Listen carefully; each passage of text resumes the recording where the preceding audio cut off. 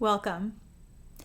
I want to talk a little bit about the frequency that we are about to play that I channeled just moments ago. This frequency is what I call the divine will override frequency. Humans have had free will since the beginning of time. And divine will has been more in the background. I read a really amazing article by Matt Kahn, who is a spiritual teacher many of you have heard of. I will link him below. And I really give him credit because he was able to put into words today something that I have been watching in my own life, watching around me, and struggling to put into words. And that is the element of divine will and the role divine will is playing in the collective awakening right now. And so I'm going to put into my own words what I channeled with this tone, because divine will is always at play, and we see it playing out in ways that often make people very uncomfortable or angry. We don't always like when divine will comes in and has its say, because it doesn't always create what we want on the human level, and it doesn't always create what's comfortable, but it will always push us towards wholeness, towards divinity, towards a full embodiment of our own greatest divinity and our own greatest expression. So divine will is working in the background for our greater good all the time. And pretty much everywhere you look, you see humans fighting divine will. And we look at things like the law of attraction and we say, oh, this is great. I get to call in whatever I want, make whatever I want happen. And sometimes for a short amount of time that works and you do get the things that you want. And suddenly you can't get something. Suddenly it's not working. Suddenly the law of attraction has failed you. And why is that? It's because your personal will is not in alignment with the divine will. A lot of times what I see in people when people are struggling is the breakdown of their personal will in order to align it with their divine will. And I have been personally involved in that for many years, so I understand that experience very intimately and very deeply. And let me tell you, I fought divine will's takeover every step of the way. It's in our human nature to fight it. It feels like we're losing control. It feels like we will never be happy. We will never have what we want. We make up a lot of stories when divine will starts to take over. And a lot of times it results in things like illnesses or depression or psychological issues because we just fight what is so deeply.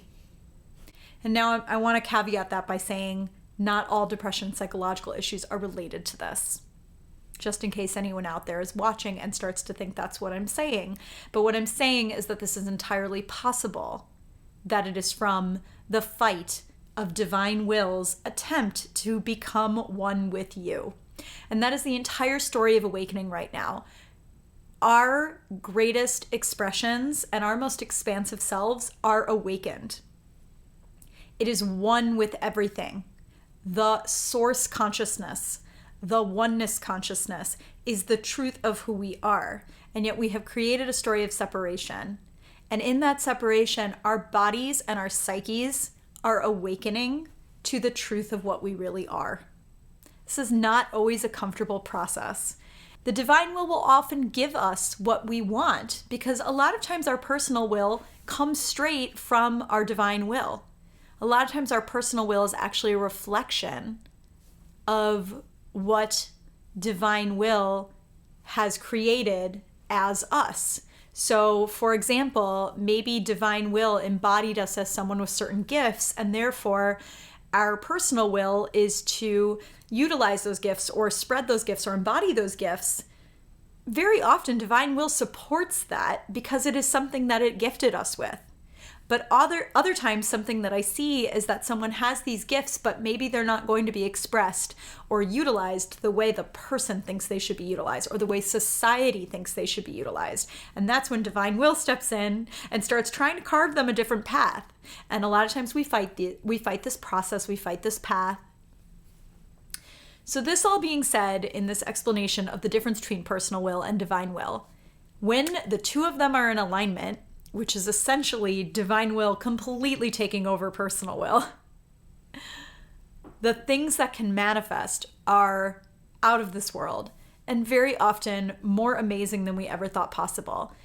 And there are so many times when if we were able to allow our personal will to step aside, divine will would come in and create exactly what we want, but possibly not in a way that we ever imagined it to be. And possibly through an avenue we never recognized was a possibility for us. But we have to step our personal will out of the way long enough to see what divine will has in store for us and what divine will wants to manifest through us. And when we feel that divine will inspiration, we know it. It's that deep inspiration that takes you over. And you are just so excited and you are so fulfilled and you're lit up from the inside. And you know with every fiber of your being that that is something you are here to do or create. That is divine will in action. And if you haven't felt that energy, even in the most mundane of things in your life, you are not living in alignment with divine will. And that is not to say that as a negative or as something you should be ashamed of, because most people do not feel this on a regular basis. We have been trained not to. We have been trained to listen to ego and personal desire much more than divine will. Divine will has not gotten a lot of quality press or good airtime. So this tone that I recorded is to clear that path, is to heal the wounds, to heal the ego, to heal the story that has lived in our primal energy systems that has caused us to fight divinity and fight source and fight divine will and fight the divine unfolding. This tone is to rewrite those systems, rewrite our primal energy field, to allow divine will to begin to show itself to us. And you know when divine will is showing itself to you because you suddenly start noticing the miracles and the magic happening around you and happening through everything you do. Suddenly that thing you were working so hard to accomplish just unfolds naturally. So I encourage you to listen to this meditation in silence, headphones preferred. If you'd like to lay down, that's completely fine, but just let yourself receive it. Let it wash through you, let it do its work, and use it like medicine. Listen to it more than once. Listen to it every day. And I bless this journey of allowing the divine will to work through you, to take you over, to express itself through you.